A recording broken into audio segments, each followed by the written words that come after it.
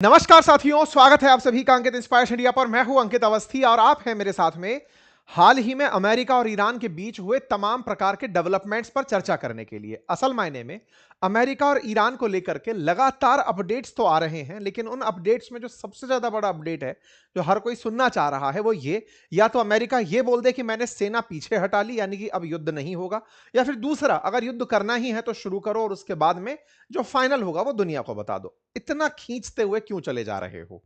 Trump और खैमनेई दोनों अपनी तरफ से शक्ति प्रदर्शन कर रहे हैं। ट्रंप अपनी तरफ से पहले ही जहाजों को भेज चुके हैं स्ट्रेट ऑफ हॉर्मुज में, और ईरान ने कल यानी 16 तारीख, कल नहीं 16 तारीख को अपनी तरफ से स्ट्रेट हॉर्मुज पर ध्यान रखते हुए एक ऑपरेशन लॉन्च कर दिया कि भैया होगा तो देखा जाएगा, अगर हमारे साथ युद्ध हो गया तो हम क्या करेंगे। इन्होंने अपनी स्थिति को मजबूत करते हुए पहले ही अपने जहाज भेज दिए कि जाओ भैया, खेलो कूदो और टारगेट करो दुश्मन को, कैसे कर सकते हैं सारा रिहर्सल कर लो। शक्ति परीक्षण दोनों तरफ से भरपूर चल रहा है और इस भरपूर शक्ति परीक्षण में अमेरिका अपनी तरफ से बार बार वार्ता पर जोर दे रहा है। लेकिन सीएनएन में छपी खबर को अगर ध्यान से देखा जाए तो तर्क यह निकल कर आता है कि इस हफ्ते के अंत तक अमेरिका ईरान पर हमला कर सकता है। हालांकि यह हमला आज होगा कल होगा ऐसा करते हुए महीने से 2 महीने हो गए। ये वही वेनेजुएला वाला हाल है कि 2 महीने से तैयारियां चल रही थी, एक दिन गए और ये लोग उठाकर ले आए। फिलहाल के लिए कुछ वैसा ही चल रहा है, लेकिन मिडिल ईस्ट के जानकारों का कहना है कि इस पूरी कहानी में इजराइल टांग लगाकर बैठा है। अमेरिका को वो वार्ता सफल नहीं करने दे रहा है। मिडिल ईस्ट के तमाम देशों में इजराइल का से ये है कि एक बार ईरान का कुछ कर ही दो। 40,000 अमेरिकी सैनिक जो हैं वो ईरान के अराउंड अमेरिका द्वारा तैनात किए जा चुके हैं। ऐसे में यूएस की मिलिट्री पूरी तरह तैयार है। यह सीएनएन की आज की ही खबर है। इस वीकेंड पर यह हमला हो सकता है। अब आप पूछेंगे ये कहां से बात निकल कर आई? असल मायने में डोनाल्ड ट्रंप के द्वारा कल यानी बुधवार के दिन अपने एक रूम में, जिसको ये लोग एक तरह से प्लानिंग रूम की तरह से लेते हैं, जो याद हो तो जब उसे मादुरो को उठाया गया था तब भी तस्वीरें उसी रूम से निकल करके आई थी। वहां पर इनकी फिर से बैठक हुई और बैठक हुई अपने दामाद और अपने मित्र के साथ, जेरेड कुशनर और स्टीव विटकॉफ के साथ। ये दोनों वही लोग हैं जो दुनिया भर में जहां जहां युद्ध हो रहे हैं वहां नेगोशिएट करने पहुंचते हैं। जैसे इजराइल गाजा का मामला इन्हीं लोगों ने सुलझाया था। रशिया यूक्रेन वाले मामले पर जो कुशनर हैं ये ट्रंप के दामाद हैं और विटकॉफ इनके मित्र हैं। तो ये दोनों लोग रशिया यूक्रेन वाले मामले में भी गए हुए हैं। और अभी स्टीव विटकॉफ, जेरेड कुशनर और विटकॉफ दोनों को ही इन्होंने ईरान के साथ बात करने के लिए 6 फरवरी को ओमान मस्कट भेजा था और अभी 17 तारीख को इन्होंने इन्हें जिनेवा भेजा था, स्विट्जरलैंड के अंदर भेजा था कि जाओ और ईरान के लोगों से बात करो। तो ईरान अपनी तरफ से उप विदेश मंत्री को मस्कट में भी भेजा था और जिनेवा में भी भेजा। दोनों बातें इन्होंने कल यानी कि बुधवार के दिन अपनी जो इन दोनों सहयोगी हैं या फिर कहिए कि दोनों जो शांति दूत हैं, इनको बुलाकर ट्रंप ने पूछा कि बताओ भाई, कहां तक लग रहा है कि ये लोग मान जाएंगे? अगर नहीं मानते तो युद्ध के क्या विकल्प हो सकते हैं? उन सब के साथ बैठ करके चर्चाएं हुई। ऐसे में ईरान भी यह जानता है कि अगर अमेरिकी हितों की पालना नहीं होगी तो ये लोग युद्ध करेंगे ही। तो ईरान भी एक तरफ तो वार्ता के लिए गया हुआ है, लगातार शांति वार्ताएं चल रही हैं कि कैसे इस मामले पर पीछे हटा जाए या अमेरिका अपनी शर्तें कैसे मनवाने में कामयाब हो जाए। अमेरिका ने जहां इतने सारे सैनिक भेज रखे हैं ईरान को घेरने के लिए, वहीं वो अपनी तरफ से शर्तों के दस्तावेज भी भेजा हुआ है, जिन शर्तों में यह है कि ईरान अपने यहां पर परमाणु का जो एनरिचमेंट कार्यक्रम चल रहा है, जिससे न्यूक्लियर बॉम्ब बनाए जा सकते हैं, उस कार्यक्रम से पीछे हटे। प्रॉक्सी जितने भी उसके सहयोगी दल हैं, चाहे फिर हिजबुल्लाह हो चाहे हूती हो, उनके साथ में वो पूरी तरह से पीछे हटे, यानी उनको कभी सहयोग ना करे ऐसा वादा करे। और तीसरा, जो ईरान के पास में जो मजबूत बैलिस्टिक मिसाइल सिस्टम है, जिसने इजराइल पर हमला करके इजराइल के हाल खराब कर दिए थे पिछले साल जून 2025 में, बोले उन बैलिस्टिक मिसाइल्स का जखीरा खत्म करे। इन शर्तों के साथ ईरान के साथ अमेरिका बातचीत कर रहा है। जहां तक बात हो परमाणु की यानी कि न्यूक्लियर एनरिचमेंट की, ईरान वहां पर कुछ हद तक सहमति जताता दिख रहा है। ईरान का कहना है कि 60% तक आपके कहने पर मैं न्यूक्लियर एनरिचमेंट कम कर सकता हूं। पिछली बार भी 2015 में भी जब ट्रंप से पूर्व वाले जितने भी लोग थे, ओबामा टाइप के जो लोग थे, उन्होंने जब काम करवाया था, उन्होंने भी हमसे जब एक्ट मतलब साइन करवाया था, तब भी हमने एनरिच्ड यूरेनियम अपने देश से निकालकर रूस में भेज दिया था। अब एनरिच्ड यूरेनियम फिर से आप कह रहे हो तो हम 60% तक कम करने को तैयार हैं। इंटरेस्टिंग बात यह हुई कि अब तक ईरान जो मना करता आ रहा था कि इसके पास में एनरिच्ड यूरेनियम नहीं है। एनरिच्ड यूरेनियम का मतलब यूरेनियम जो है उसके कई आइसोटॉप होते हैं, समस्थानिक होते हैं। उनमें से पिच ब्लेंड नाम का जो यूरेनियम का मतलब ओर है, पिच ब्लेंड जो है, उसमें से इनका एक आइसोटॉप है यूरेनियम 92 235। वो जब मात्रा में बढ़ता है पिच ब्लेंड के रूप में और जब बाहर निकल कर आता है और उसकी मात्रा को बढ़ाया जाता है, क्योंकि वो बहुत कम परसेंटेज में माइंस में से निकलकर बाहर आता है, उसको बाहर बाहर निकालकर उसकी उस आइसोटॉप की मात्रा को बढ़ाने की आसान भाषा में प्रक्रिया को एनरिचमेंट कहा जाता है, क्योंकि वही सबसे ज्यादा विस्फोटक माना जाता है कि मतलब उसके विस्फोट से बहुत ज्यादा एनर्जी बाहर निकलेगी। ऐसी प्रक्रिया में यूरेनियम के तमाम अयस्कों में से, ओर्स में से एक प्रकार के यूरेनियम की मात्रा बढ़ाना एनरिचमेंट की श्रेणी में रखा गया। और उस काम को ये लगातार कर रहे हैं, उसमें बहुत एनर्जी, बहुत पैसा और बहुत तकनीक लगती है। ये लगातार उस काम को करते हुए चल रहे हैं। अमेरिका का अनुमान है कि इनके पास 2000 किलो से ज्यादा एनरिच्ड यूरेनियम उपलब्ध है। यह अपने आप में एक बहुत बड़े न्यूक्लियर बॉम्ब के लिए पर्याप्त है। किलो भर का न्यूक्लियर बॉम्ब भी बड़े बड़े देशों को निपटा सकता है। तो ऐसे में इन्होंने बहुत सारा स्टॉक पाइल कर लिया है और अमेरिका उसी को कम करने के लिए ईरान से कह रहा है। ईरान का कहना भी है कि अगर आप हम पर से सभी प्रकार के प्रतिबंध हटाते हो, जिसमें से बैंकिंग प्रतिबंध, व्यापारिक प्रतिबंध, तेल पे से प्रतिबंध, तो हम 60% तक अपना एनरिच्ड यूरेनियम कम कर सकते हैं। लेकिन बात हो बैलिस्टिक मिसाइल की या फिर बात हो आपके साथ में प्रॉक्सियों के साथ बातचीत ना करने की, हम उस पर आपको सहमति नहीं दे सकते। कारण यह है क्योंकि हम फिर एक देश बचेंगे ही नहीं, फिर आप हमें कभी भी मार के चले जाएंगे। इन सारी बातों को सिलसिलेवार तरीके से एक बार मैं आपके सामने रख देता हूं। सिचुएशन रूम के अंदर हुई वार्ता, जिसमें इन्होंने अपने दामाद के साथ जो बातचीत की, उस बातचीत पर इनकी प्रवक्ता बाहर निकलकर आई और उन्होंने कहा कि वार्ता के रास्ते खुले हैं, लेकिन ट्रंप किसी भी चीज के लिए खुले हैं। मतलब कि वो चाहेंगे तो एक्शन भी ले सकते हैं। डोनाल्ड ट्रंप लगातार व्हाइट हाउस से डिप्लोमेसी की बात कर रहे हैं कि बातचीत करना पहला ऑप्शन है, और इसके लिए वो लगातार बहुत सारे लोगों से बात कर रहे हैं। ऐसे में बड़ा सवाल यह बनता है कि ट्रंप जो इतना एग्रेसिव रवैया दिखा रहे थे, अचानक इतना पीछे क्यों हट रहे हैं? जब पूरा माहौल बना ही चुके, मिडिल ईस्ट वाले लोग इनसे मिलके जा ही चुके, मिडिल ईस्ट का कारण भी समझ में आ गया, इजराइल इनको कह ही रहा है, ट्रंप के रवैये में इतनी नरमी क्यों आ गई है? कहां ऐसा है जिसको लेकर ये बार बार कैलकुलेट कर रहे हैं? बार बार सिचुएशन रूम में बैठकर चर्चाएं क्यों हो रही हैं? कौन सा रिस्क है जो ये नहीं लेना चाहते? तो इसके पीछे का कारण है साथियों, मिड टर्म इलेक्शन। जैसे 2024 में इनके यहां इलेक्शन हुए थे, तो 2022 में मिड टर्म इलेक्शन हुए थे। ऐसे ही मिड टर्म इलेक्शन इनके फिर से होने जा रहे हैं नवंबर 2026 में, या इस साल के अंत में। 2026 के अंदर मिड टर्म इलेक्शन का मतलब होता है राष्ट्रपति का कार्यकाल 4 साल का होता है। हर 2 साल में अमेरिका में चुनाव होते हैं, जिन्हें मध्य अवधि मिड टर्म चुनाव कहा जाता है। और इन चुनावों में तय होता है कि वर्तमान जो सरकार काम कर रही है, यह सरकार ठीक से जनता को पसंद आई भी या नहीं आई।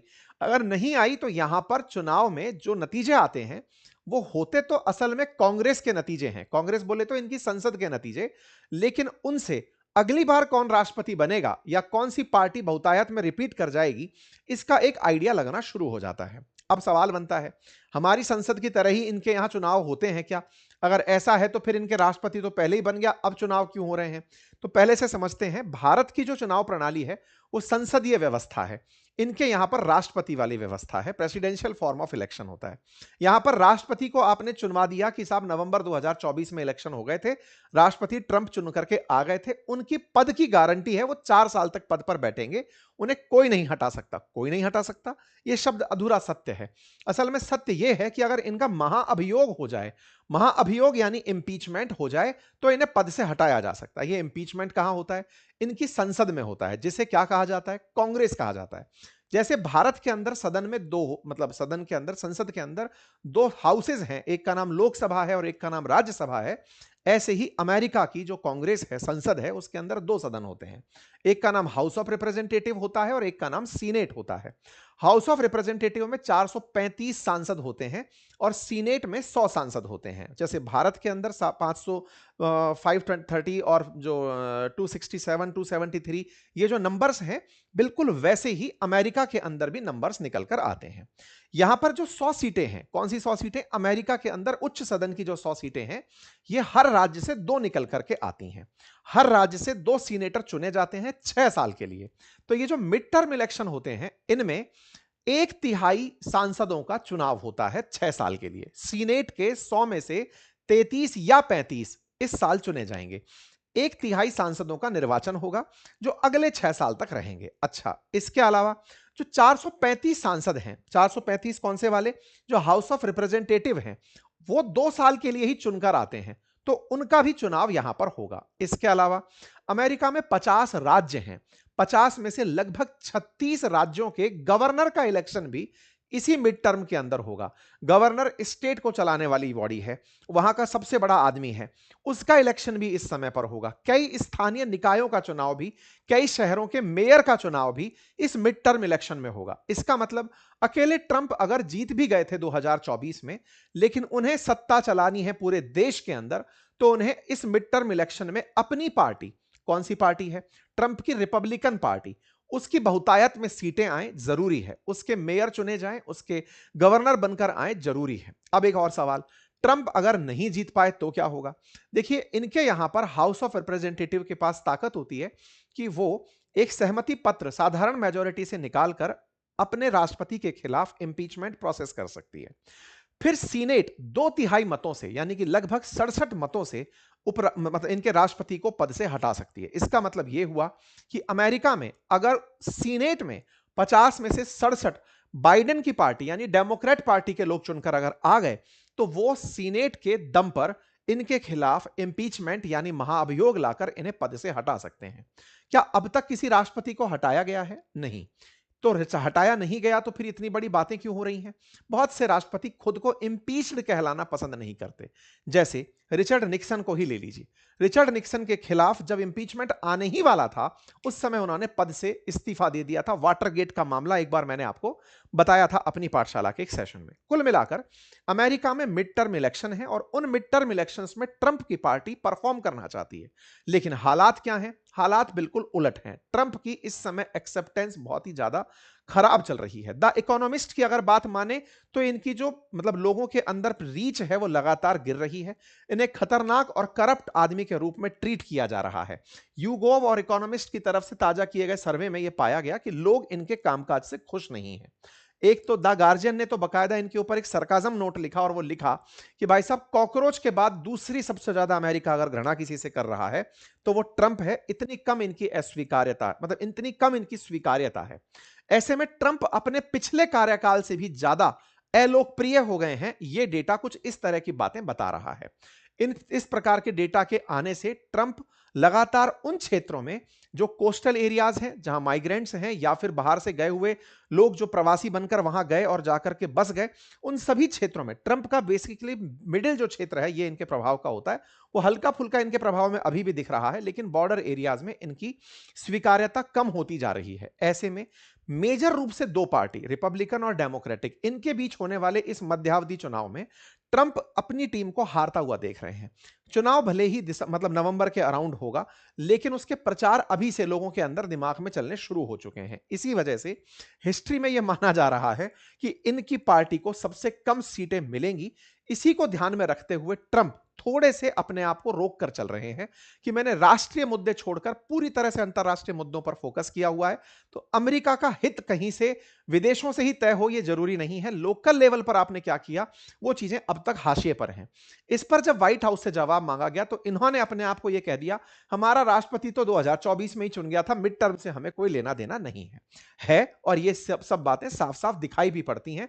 अमेरिका में महंगाई नियंत्रित करने के चलते ही इन्होंने अपने फेडरल चीफ को भी, जो केविन वाश ये लेकर आ रहे हैं, वो भी उसी चुनाव में अपना परफॉर्मेंस सुधारने के लिए है। अब बात करते हैं यूएस ईरान के बीच में। अल्टीमेटली चलो एक कारण यह हो सकता है, लेकिन ये बहुत दूरगामी कारण है। हालांकि दूरगामी कारण ट्रंप को नहीं लगता। क्यों नहीं लगता?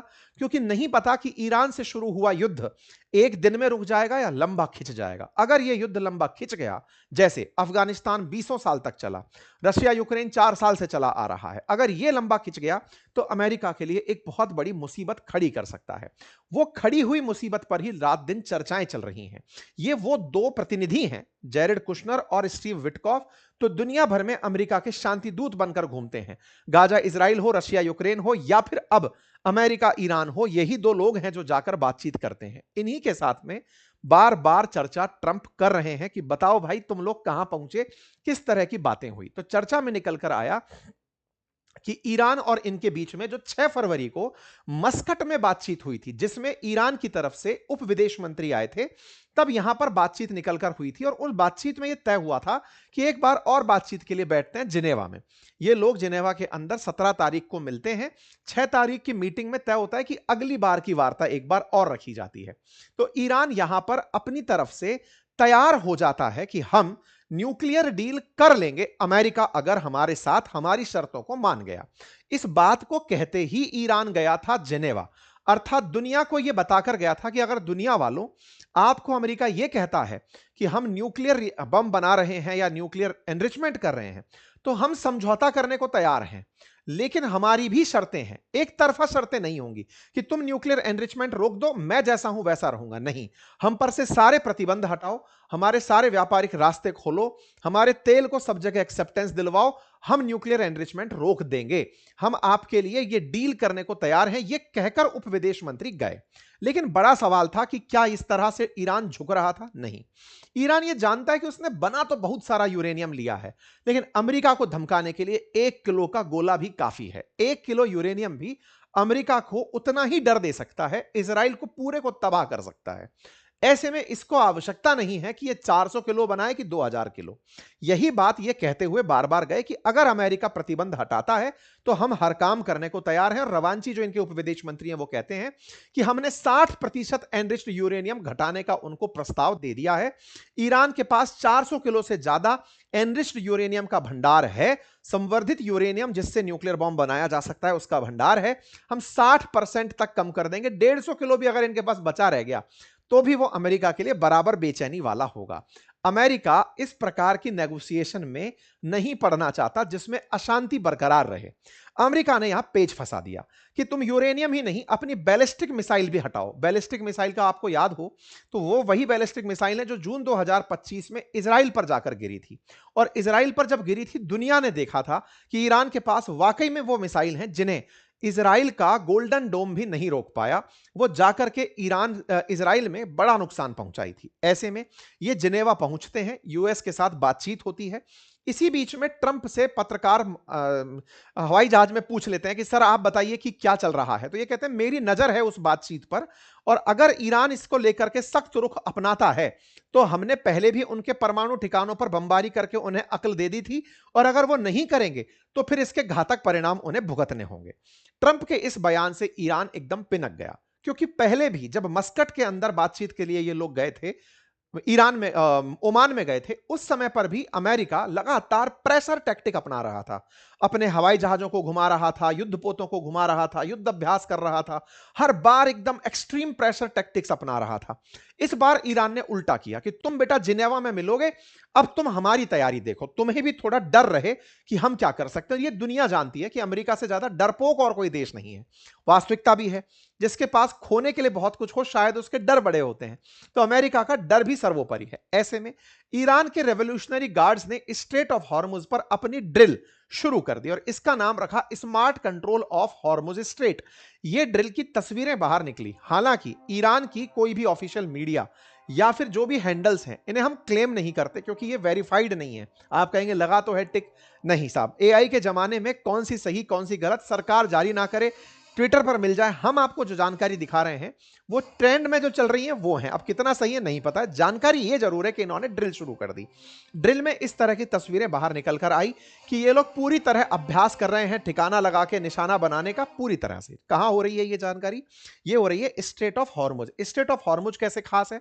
दुनिया में, मतलब विशेष रूप से इंडिया के अंदर, चाइना के अंदर जो तेल जा रहा है, स्ट्रेट ऑफ हॉर्मुज के थ्रू ही लगभग 60% तेल एक्सपोर्ट हो रहा है, क्योंकि गल्फ की तमाम देश, चाहे सऊदी हो, कतर हो, यूएई हो, ये तमाम देश, चाहे ईरान हो, ये सब इसी के रास्ते तेल बेचते हैं। तो इन्होंने यहीं पर ही चोक पॉइंट बनाया हुआ है।